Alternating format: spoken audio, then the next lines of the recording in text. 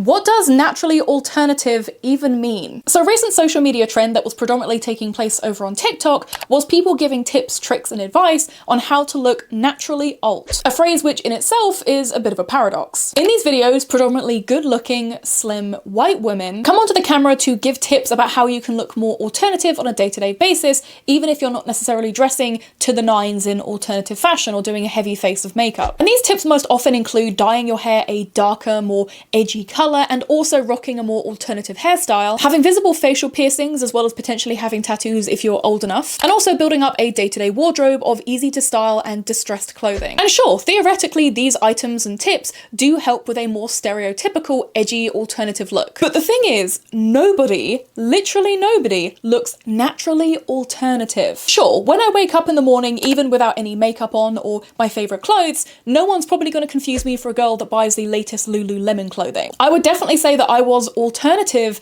before I had the agency or the money to look the way I do now. Up until the age of 16, I was only allowed to have my earlobes pierced, and when I was 16, I was finally allowed to dye my hair box dye black. Before then, I was only allowed to have temporary streaks of bright colours if and when the school would let it slide. Even as a uni graduate, as an adult who has to pay taxes and finally has some of their own money, I was mostly restricted on what I can wear on a day-to-day because most jobs have a uniform. Again, most people do kind of have to work to survive, and if you do want to buy edgy clothing or pay for piercings and tattoos, you usually have to have a job. Again, these tips and tricks in theory could work well for people who are trying to look a little bit more edgy and alternative when they maybe are adhering to a dress code at school or a uniform at work. But to me, the idea of calling it naturally alt feels very deceptive. For the most part, being alternative is just as much about your aesthetics as it is about your political values, as your social values. Not to mention that as this trend was gaining traction in a similar way to the clean goth trend, a lot of alt POC were pointing out how odd it is to make such a broad term like alt boil down to Eurocentric standards of beauty and whiteness. Now, to be clear, I genuinely don't believe that was the intent from the creators who were predominantly making these videos. However, quite often comments under these naturally alternative videos were really reaffirming a consistent issue within alternative spaces, this being varying forms of racism. People very boldly stating that being white or very pale was a pretty core part of looking alternative, something which, for anyone with a hint more melanin than Casper the Friendly Ghost,